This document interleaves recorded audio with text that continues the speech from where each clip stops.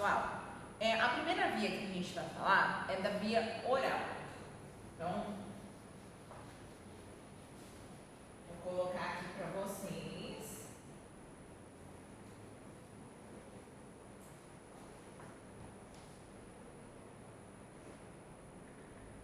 Sobre a via oral.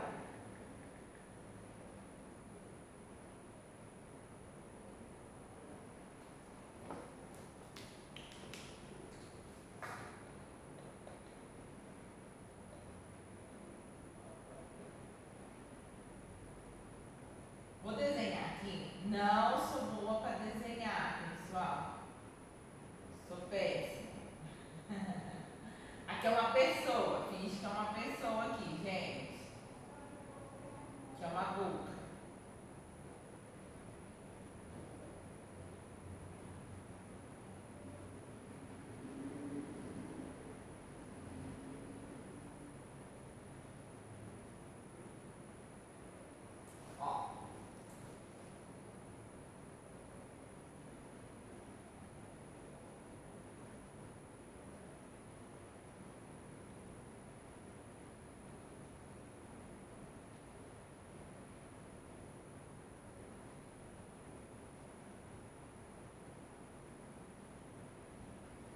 Então, vamos lá. Então, a via oral, ela é hoje a via mais utilizada de medicamento. Além do seu valor, né, ser um valor muito baixo, né, e fácil acesso a toda a população. Então, hoje, a maioria dos nossos fármacos a gente tem por via oral. A forma farmacêutica que a gente tem por via oral são comprimidos, drágeas, cápsulas, pós, solução, suspensão, xarope e emulsões, tá? E os elixir. Então, todos esses são formas farmacêuticas que entram dentro da pessoa, tá? Entram dentro de nós por via oral, tá? Por via oral. Então, o medicamento, todo medicamento que ele é introduzido por via oral, ele passa pela boca, tá? Pelo esôfago, tá? Então, desce aqui pelo esôfago, vai para o meu estômago, depois para o meu intestino e depois para o meu reto. O que vai determinar onde ele vai se desintegrar, né? O que vai determinar onde ele vai se desintegrar? O que vai determinar é o pH que a gente estava falando. Então, se o meu fármaco tiver pH ácido, ele vai se desintegrar no meu intestino. Se o meu fármaco tiver pH básico, ele vai se desintegrar no meu estômago. Por quê? Porque o pH do estômago é um pH muito ácido, né? Por causa do nosso suco gástrico. Então, o suco gástrico que nós temos no estômago é ácido, muito ácido. Então, quando o medicamento entra pela boca, passa pelo esôfago e chega no meu estômago, o que acontece com ele? Se ele for básico, ele se desintegra, e se ele for ácido, não. Ele vai descer para o intestino e vai ter a sua ação no intestino, certo? E depois ele desce para o reto para ser eliminado. Bruna, como que acontece a absorção? Ou seja, como que acontece a passagem do fármaco, da onde ele está para a corrente sanguínea? Então vamos lá, que é isso que a gente vai explicar. Então o medicamento entra pela boca, passa pelo esôfago, chega no estômago. Vamos supor que eles tenham pH básico, então um fármaco que tenha pH básico. Chegou no estômago, ele se desintegra e aí ele vai juntar com o ácido gástrico e vai ser absorvido. Ou seja, ele vai passar do estômago para o meu fígado através de uma corrente sanguínea, tá? Que é a veia porta cava, tá? Então ele vai para o fígado através dessa veia para ser metabolizado pelo fígado e jogado novamente na corrente sanguínea para ser distribuído pelo corpo, correto?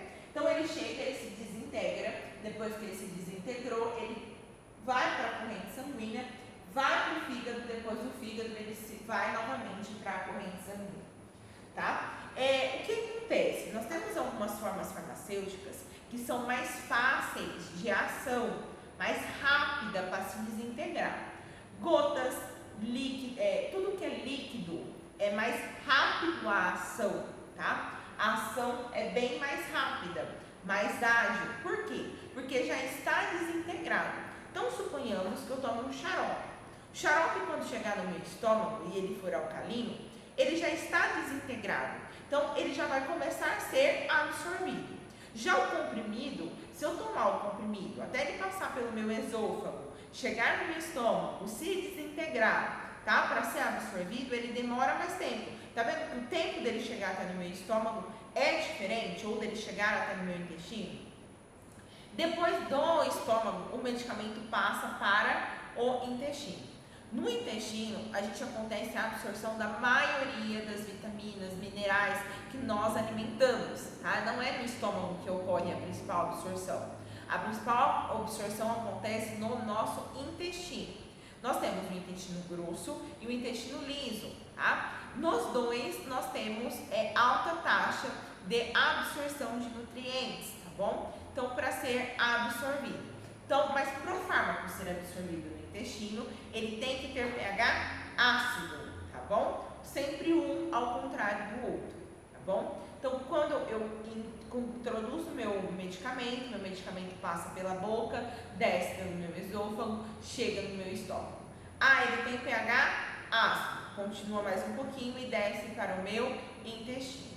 Como ele é absorvido, Bruna? Do meu estômago, ele cai na minha corrente sanguínea, vai para o meu fígado ativa esse medicamento, o medicamento cai na corrente sanguínea e é distribuído para o corpo até encontrar o seu sítio de ação, que isso a gente vai ver mais para frente, ok? A via oral, ela tem as suas desvantagens, né? Qual que é a sua desvantagem? Demora para ter ação. Mesmo que o líquido é mais rápido que o sólido para ter ação, ainda é mais demorado, porque ele tem que passar por todas as barreiras e ser absorvido, tá? Então, se eu fizer uma pergunta assim, nas perguntinhas, qual é mais rápido de ação? O xarope ou o comprimido? O xarope, tá? Porque o líquido, ele é mais rápido de ação do que o comprimido, tá bom? O que acontece é que a cápsula, por exemplo, cápsula mole, que a gente fala, que é aquela cápsula que vem um gel dentro, por exemplo, o Advil, né, é uma cápsula mole. A gente tem o Ibuflex, que também é uma cápsula mole. Buscofem, que também é uma cápsula mole. O Simeticona, a gente tem cápsulas géis, que é cápsula mole que a gente fala. A cápsula mole, ela também tem a mesma tempo de ação do que o líquido, tá? Somente a cápsula mole, porque dentro dela é líquido. Ela chega no estômago, ela explode e ela já tem ação. Então, ela é mais rápida do que o comprimido, a drage, a cápsula dura, tá? Ela é mais rápida do que eles. Ela e o líquido possuem o mesmo tempo de ação. Mas lá na provinha, eu colocar um comprimido, né? E um líquido, quem que demora mais para ter ação? O comprimido. Então, se o paciente está com uma dor aguda, que a gente fala, uma dor que está insuportável, doendo muito, ele não deve procurar a via de administração oral. Ele tem que procurar uma outra via de administração, porque a via de administração oral, ela vai demorar mais tempo para ela ter efeito, tá certo? Então, ela vai demorar muito mais tempo para ela ter esse efeito. Só que a vantagem, foi o que a gente disse, que a via oral, ela possui, né, um custo mais baixo para ser fabricada, então ela tem um valor mais acessível, toda a população tem acesso a essa via oral, é mais cômoda, porque não precisa às vezes de uma furada, de uma agulha, né? Então ela é mais cômoda, é só a gente tomar. Só que além disso, ela também tem uma desvantagem, que ela pode ocasionar uma gastrite, né, medicamentosa, quando a pessoa toma-se muito medicamento no estômago, pode acontecer uma cirrose hepática, né, por causa do que todo esse medicamento passa pelo meu fígado, né, então a pessoa que ela é hipocondríaca, que ela utiliza muito medicamento, o fígado dela pode chegar um momento que o fígado dela não consegue, né, mais metabolizar, e aí surge uma cirrose hepática, então pode surgir outros problemas. Esses comprimidos, por exemplo, pode surgir feridas, né, estomacais, a pessoa pode ter problemas de alergia, enfim, também tem as suas desvantagens. Claro, pessoal, sempre que eu falar dessas desvantagens, é quando uma pessoa não utiliza de muito medicamento, tá? Para ela chegar a ter este problema. Só um minutinho.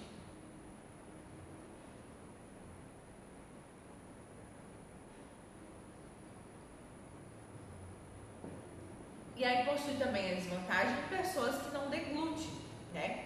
Pessoas que não fazem deglutição não podem utilizar da via oral. Então não pode utilizar de xarope, soluções, nenhum desse tipo, né? A mesma coisa que a gente fala, a pessoa não tem deglutição, então ela não consegue. Algo bem interessante que a gente fala do esôfago é que o esôfago ele tem um peristaltismo dele, que é o funcionamento do esôfago. Mesmo que nós tomamos, vamos colocar um copo de água de ponta cabeça, a água não vai voltar. Se ela estiver no esôfago, ela vai continuar descendo, tá? Mesmo que nós estamos de ponta cabeça, tá bom? Por que isso ocorre? Por causa do peristaltismo que o esôfago tem. Ele não permite que nada volte, que tudo continue. Claro, desde que a gente não tenha um problema. Por exemplo, problema de refluxo que volta do estômago e começa a queimar esse esôfago, ok? Então vamos para a próxima via de administração. Deu para entender sobre a via oral? Sim, não? Vamos para a próxima. Quando a gente falou de líquido, quero aqui deixar para vocês entenderem que 1 ml tem 20 gotas, tá? Sempre 1 ml vai ter 20 gotas. Então, se eu quero dar para o meu bebê, para uma criança, 1 ml, vou pingar 20 gotas. Então, 20 gotas tem 1 ml. Uma colher de sopa tem 15 ml, tá? Uma colher de sopa tem 15 ml.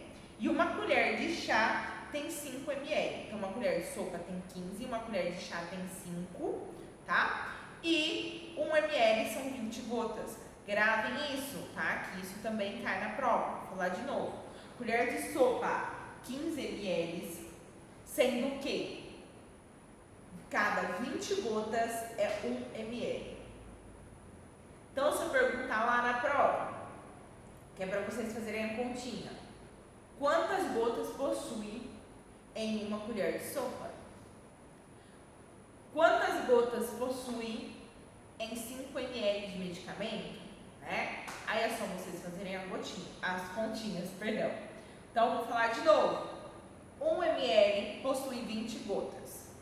Uma colher de sopa possui 15 ml.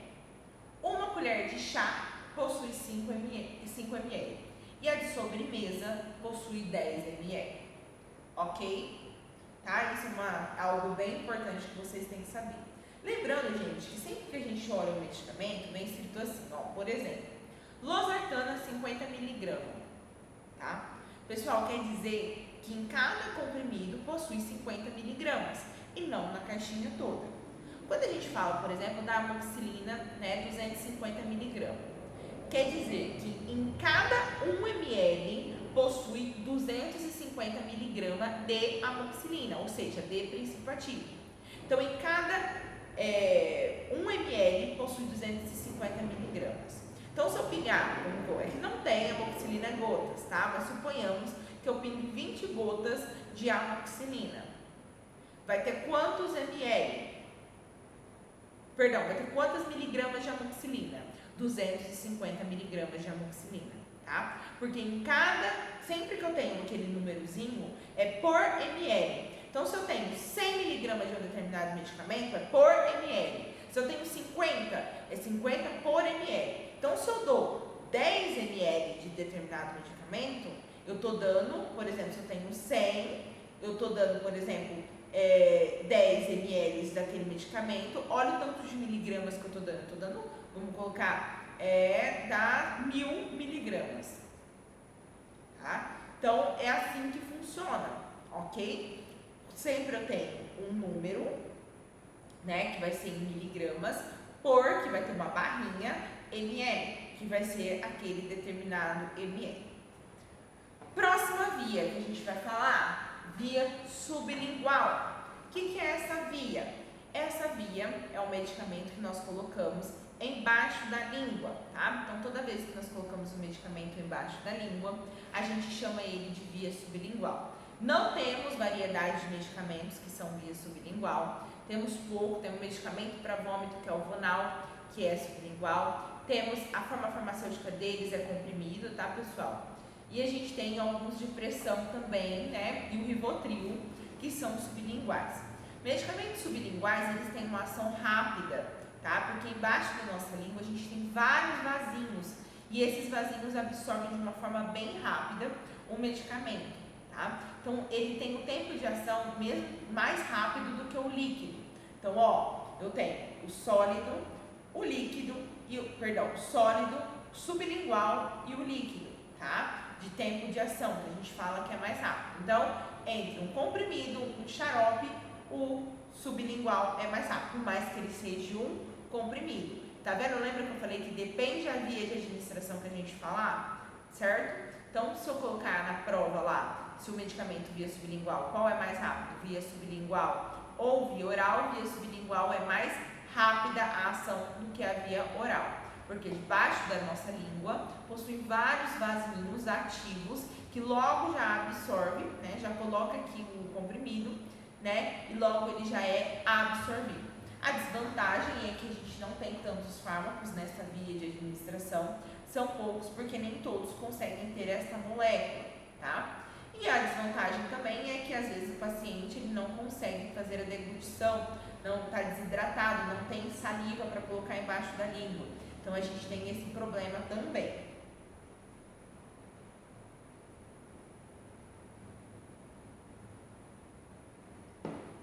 Então nós temos esse problema também com a via sublingual, de uma possível desidratação e o paciente não ter essa hidratação, esse líquido, né, essa saliva embaixo da língua para poder ter essa ação, porque a gente precisa da saliva, porque na saliva a gente tem uma enzima chamada amilase que começa a ter ação deste fármaco, que ele começa já a ter a sua ação ali quando é absorvido para a corrente sanguínea, tá? Então, o que é o medicamento sublingual? O medicamento que a gente coloca abaixo da língua. Qual a forma farmacêutica? Comprimido. Sendo que a via de administração sublingual ela é mais rápida de ação do que a via oral. Por quê, Bruna? Porque embaixo das nossas línguas a gente tem vários vasos sanguíneos e esses vasos sanguíneos são rapidamente absorvidos. Ok? Vamos para a próxima via. Via de administração tópica. Tá? Essa eu vou utilizar aqui a luzinha para mostrar para vocês.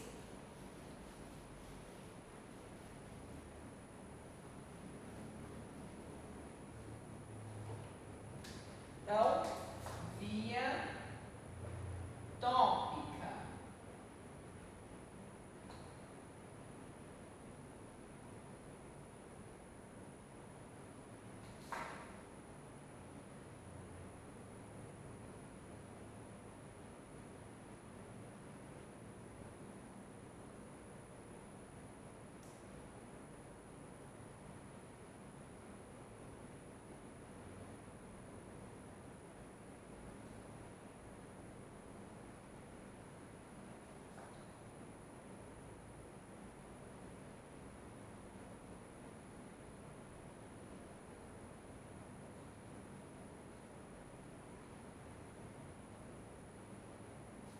Então vamos lá. A via tópica, tá? A via tópica é a via que a gente passa sobre a nossa pele, tá? Quais são o que nós podemos passar sobre a nossa pele? A via semissólida, a forma farmacêutica semissólida, que são as pomadas, os cremes, os géis, todos eles são colocados sobre a nossa pele, tá? A nossa pele, ela possui 3 camadas. A primeira, tá? Que a gente chama de epiderme, a segunda, que é a nossa derme, e a terceira, que é a nossa hipoderme, tá? Então, a nossa pele, ela possui 3 camadas, epiderme, derme e hipoderme. Então, o fármaco, ele tem que atravessar todas essas camadas para chegar aqui no meu vaso sanguíneo para ser absorvido pelo meu corpo. Ou seja, ele tem muitas barreiras para ele passar, para ele atingir a minha corrente sanguínea, né? Para ele ter ação na minha corrente sanguínea, ok? O que acontece? Às vezes esse fármaco ele tem somente ação local, tá? Apenas ação na minha derme, ele não atinge a minha corrente sanguínea, ele não atinge a parte sistêmica. Porque, por exemplo, eu torci meu tornozelo e aí eu vou passar ali um massageol, uma fisioforte, né, uma pomada, um creme, porque eu preciso ter uma ação ali. Ou, por exemplo, eu tô com uma assadura, né? Então eu pego a minha pomada, passo na minha assadura e ela precisa ter ação apenas no local. Ela não precisa ganhar a corrente sanguínea, certo? Quando ela não precisa ganhar a corrente sanguínea, ela não precisa atravessar essas barreiras. Ela é somente colocada na nossa epiderme, que é essa parte superior. Então, se eu perguntar na prova, quais são as 3 partes da nossa pele? Epiderme, derme e hipoderme, tá? O medicamento é colocado na epiderme. Para ele ter uma ação sistêmica, ele tem que atravessar a epiderme, a derme e a hipoderme e chegar nos vasos sanguíneos para ser absorvido pelo organismo. Se ele não tem uma ação sistêmica, tem apenas uma ação local, ele somente vai ser absorvido até na derme para ter a sua ação. Quando a gente fala, tá, que a gente tem uma diferença muito grande, por exemplo, em hidratantes, né, e dermos cosméticos. E cosméticos, né, por quê? Cosmético é diferente de dermocosméticos. Cosmético, ele não atinge o sistêmico, ele tem apenas ação local. Ou seja, o máximo que um cosmético chega, tá, é na derme e olhe lá, tá? A maioria são epiderme. O que é um cosmético, por exemplo? Uma base de passar no rosto é um cosmético, tá? O pó que a gente passa no rosto é um cosmético. Um hidratante corporal é um cosmético. Aí a gente vê algumas propagandas milagrosas. Mulheres, passa tal cosmético que vai sumir a tua celulite, né? Vai sumir em 3, 2, 1, não existe mais celulite. Pessoal, isso é mito, tá? Não existe um cosmético capaz de fazer isso, tá? Porque para o dermocosmético já é difícil. O que é um dermocosmético? Ele possui um princípio ativo e ele consegue chegar na hipoderme, que é onde fica a celulite. Sendo que o cosmético ele não chega, né? Ele não tem essa tecnologia e ele não consegue chegar na celulite. Então ele não tem essa ação, tá, pessoal? Então é bem diferente um dermocosmético de um cosmético. Cosmético, apenas ação na minha epiderme, minha epiderme. O dermocosmético tem ação até na minha hipoderme, uma ação mais profunda. Além disso, o dermocosmético ele pode sim atingir o sistêmico, pode ser mandado para o organismo, que ele não vai ter problema nenhum, tá? Ele já foi feito para isso, para ser excretado depois na urina, nas fezes, enfim, ele já foi preparado para isso. Diferente do cosmético, por exemplo, de uma base, né? Eu tenho que passar o demaquilante ou lavar o meu rosto para sair. Ela não é expulsa naturalmente do meu corpo, correto? Né? Fazer uma limpeza de pele, enfim, eu tenho que fazer um tratamento, né? Tirar com o mecânico que a gente fala para ele sair. Já o dermocosmético não. Então deu para entender? Posso perguntar na prova a diferença entre cosmético e dermocosmético? Cosmético, a ação é apenas na epiderme, tá? Sendo que o meu dermocosmético ele chega até na minha hipoderme, podendo chegar a ter até uma ação sistêmica que a gente fala. Então, se eu quero tratar a celulite, por exemplo, eu preciso de um dermocosmético, aliado, por exemplo, com uma massagem, né, de drenagem, aliado a outros produtos.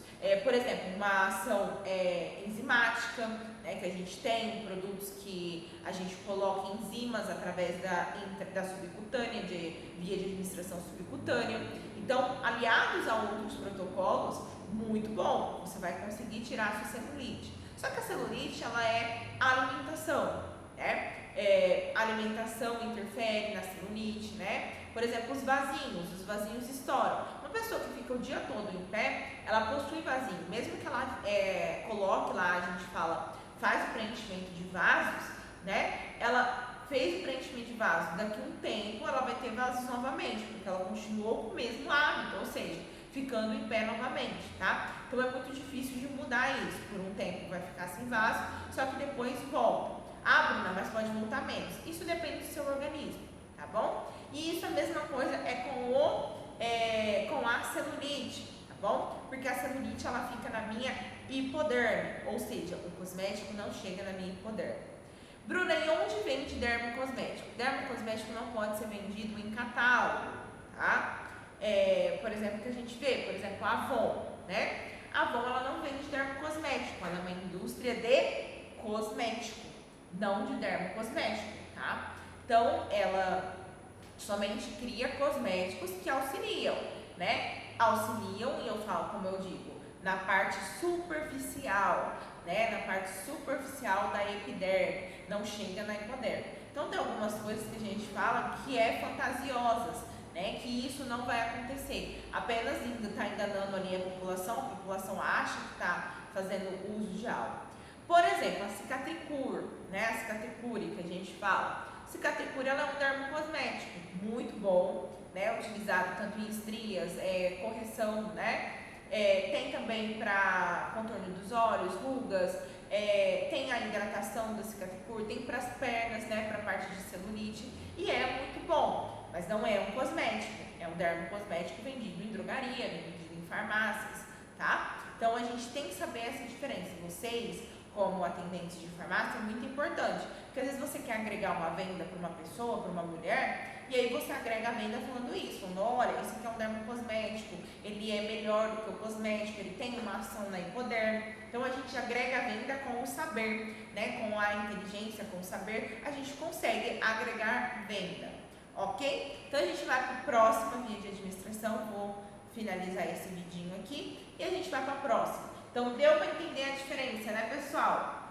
Da epiderme, derme e hipoderme, ok? Cosmético, dermocosmético. A gente vai ter uma perguntinha na prova, tá bom? Então, vamos para o próximo.